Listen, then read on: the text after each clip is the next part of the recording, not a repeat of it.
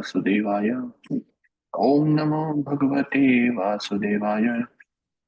Narayanam Namaskrityam Naram Chaivam Narottamam Devim Saraswatim Vyasam Tato Jayam Udirayet. Pranvata Swakatha Krishna Purnyashavana Kirtana Hridayantasto Bhadrani Vidunoti Surhe Satam Nashtaprayashu Bhadreshu Nityam Bhagavata Sevaya Bhagavate Uttama Shloke Bhaktir Bhavati Naishtaki. Reading from Srimad Bhagavatam, Canto 4, Chapter 15, Text 1, 2, and 3. Text 1. Maitreya Uvacha अथ तस्य पुनर्विप्रैर्पुत्रस्य महीपतेः बाहुभ्यां मध्यमानाभ्यां मिथुनं समपद्यत. Translation by Srila Prabhupada. Srila Prabhupada ki jai. The great sage Maitreya continued, my dear Vidur, thus the Brahmanas and the great sages again churned the two arms of King Vena's dead body. As a result, a male and female couple came out of his arms. Next two. Tad drashtva mithunam jatam ऋषयो ब्रह्मवादिनः उचुः परमसन्तुष्टा विदित्वा भगवत्कलाम्. Translation and purport by Srila Prabhupada. Srila Prabhupada ki jai. The great sages were highly learned in Vedic knowledge. When they saw the male and female born of the arms of the Vena's body, they were very pleased, for they could understand that the couple was an expansion of a plenary version of Vishnu, the Supreme Personality of Godhead. The method adopted by the great sages and the scholars who were learned in Vedic knowledge was perfect.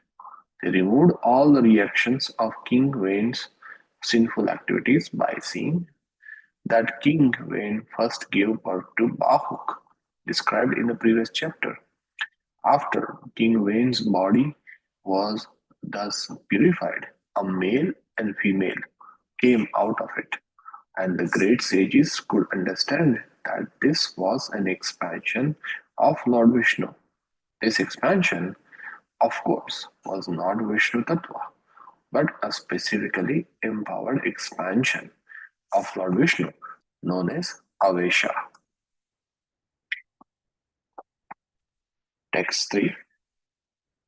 Rushya Uchuhu Esha Vishnu Bhagavatah Kalabhuvan Palini Iyam cha Lakshmya Sambhutihi Purushasyanapayini. Translation and purport by Srila Prabhupada. Srila Prabhupada ki jai. The great sages said, the male is a plenary expansion of the power of Lord Vishnu, who maintains the entire universe, and the female is a plenary expansion of the goddess of fortune, who is never separated from the Lord. Purport: the significance of the goddess of fortunes never being separated from the Lord is clearly mentioned herein. People in the material world are very fond of the goddess of fortune. They want her favor in the forms of riches. They should know, however, that the goddess of fortune is inseparable from Lord Vishnu. Materialists should understand that the goddess of fortune should be worshipped along with Lord Vishnu, should not be regarded separately. Materialists seeking the favor of the goddess of fortune must worship Lord Vishnu and Lakshmi together to maintain material opulence. If a materialist follows the policy of Ravan, who wanted to separate Sita from Lord Ramchandra, the process of separation will vanquish him.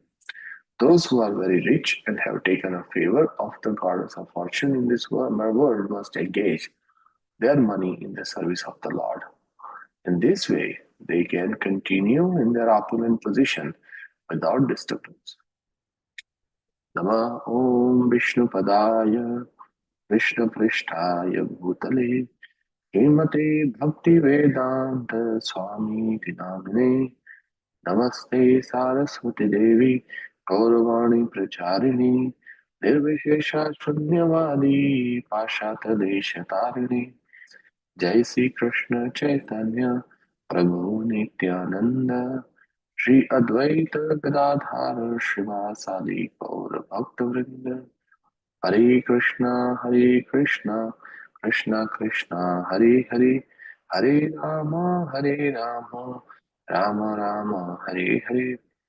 Thank you, Assembled Vaishnavas, for giving me this opportunity to speak for my own purification. I will summarize today's verses from the lectures given by the senior devotees and purport by Srila Prabhupada. Please forgive if I add my own meaning or interpretation to this.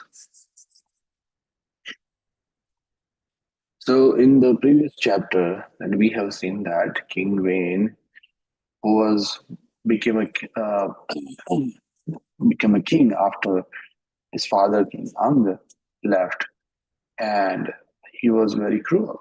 And because of him, when sages they saw that he was not an right king, he was in fact he was diminishing for the uh, kingdom. So they used the mantra, chanted the mantra, and killed King Vane.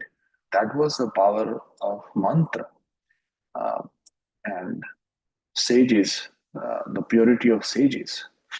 That they could uh, put this any mantra and they can bring life to the people, and then also they can kill people also. Not that they would use indiscriminately. They were or aligned with the will of the Supreme Lord because of their sadhana and their lives aligned with the principles of the Supreme Personality of Godhead. So they would get that instructions in their hearts and directions from the Supreme Lord so that they follow the instructions. And in line with that, they killed Vena. And from then this chapter describes the appearance of Prithu Maharaj and Archi Devi. So, in the first two verses, there is a description of the birth of Prithu Maharaj and Archi Devi. Both are considered Shakti Vesha incarnations of Lord Vishnu and Goddess of Fortune. Shakti Avesha avatar means there are different types of incarnation of God, and some of one type of the incarnations are the empowered, means God has given that special powers to that incarnation. So to carry out a special duty or special task given to them. So even like we, Prabhupada is also called Shaktavesha Avatar because he carried out a special mission for Lord Chaitanya Mahaprabhu by spreading the glories of holy name across the whole world. So, same way here, Prithu Maharaj and Archi Devi are the Shakti Vesha, empowered incarnation of Lord Vishnu, because they wanted to put an order in this, in the earth.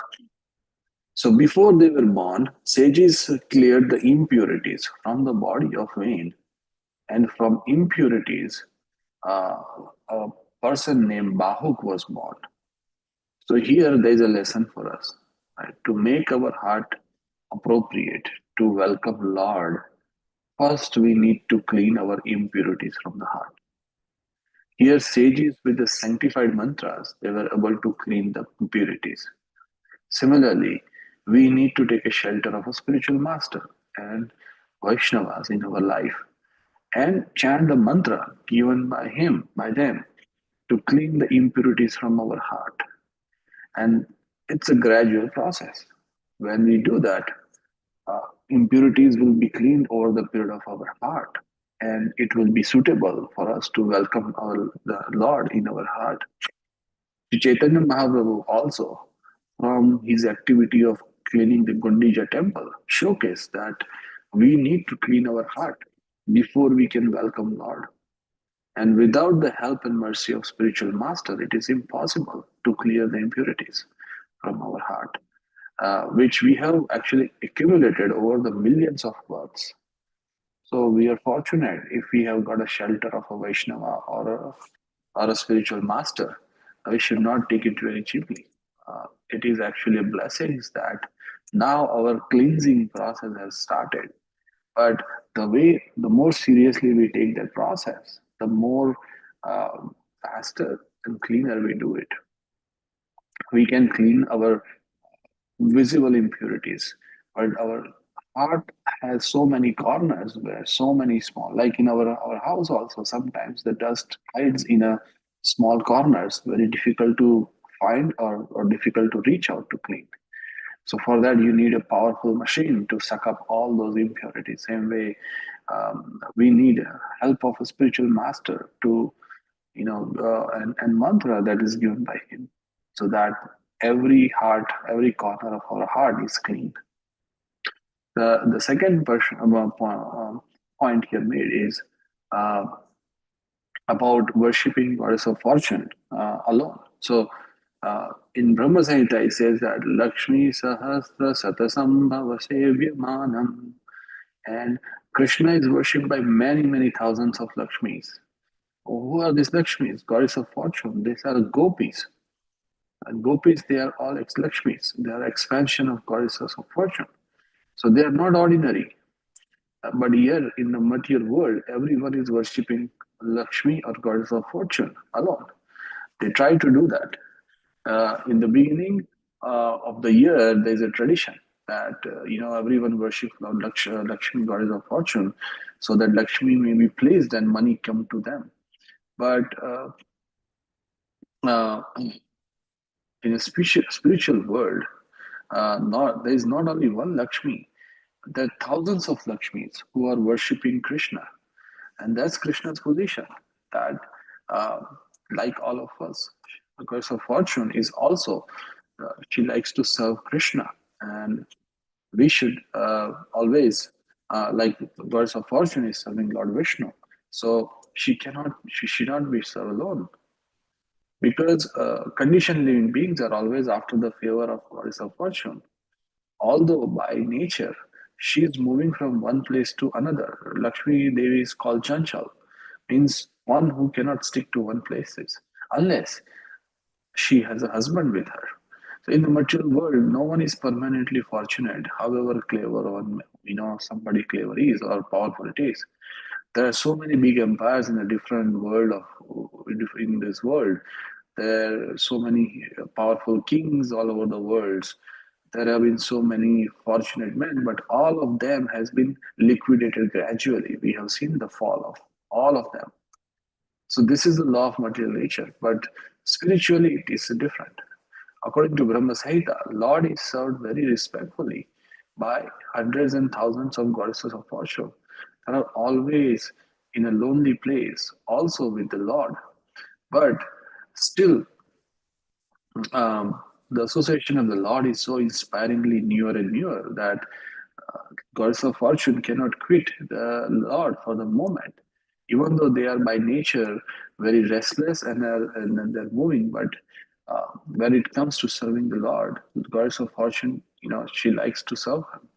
So the spiritual relation with the Lord is with the goddess of fortune is so enlivening and resourceful that no one can leave the company of the Lord once having taken the shelter of Him. So the living beings are by the constitution position, we are feminine. The male or enjoyer is the Lord, and all the manifestation of his different potencies are feminine by nature. In Bhagavad Gita, living beings are designated as a paraprakriti or superior potency. The material elements are aparaprakriti, means inferior potency. So such potencies are always employed for the satisfaction of the Lord. So the supreme enjoyer is the Lord Himself. as stated in Bhagavad Gita. The potencies, when engaged directly in the service of the Lord, revive the natural color, and thus there is no disparity in relationship of the potency and potent and potency. So, if one is businessman, an industrialist, or whatever uh, their occupation is, then one should spend his hard-earned money for the cause of the Lord. Think always that that money which is accumulated is a wealth of the Lord. Wealth is considered to be the goddesses of fortune, or Lakshmi, and the Lord is Narayan, or the husband of Lakshmi. So when you try to worship Lakshmi along with Narayan, then she stay always with her husband, and and then we need to try to engage Lakshmi in the service of Lord Narayan. And when you do that, then she will be very happy. Otherwise, she is very chanchal. She can go from how from one house to another house, right? That's why it's called chanchal. So that's why it's very important that when we worship gods of fortune, we make sure we worship along with Narayan. And she will be very happy. When she's very happy, she will stay. So that is the, and also when worship Lord Vishnu or Lord Narayan along with the gods of fortune, then also that will also help us in our spiritual life, because then we will incline to use Lakshmi in the service of the Lord. So uh, that way, is way to realize the Lord in every sphere of life. So by sharing this knowledge that how we should do. Otherwise, there is no difference between us and Ravana. So Ravana also tried to separate Mother Sita to take advantage from her, from Lord Ramchandra. And if we worship just goddess of fortune or Lakshmi alone, we are not different than Ravan, where we want to enjoy Lakshmi Devi for just for our own sense pleasures and satisfaction. So if we become like that, we will be perished eventually, because Lakshmi doesn't stay alone without Narayan. So that's a very nice message given by Srila Prabhupada here. So those are the two main points that came out. With this, I'd like to conclude the summary. Uh,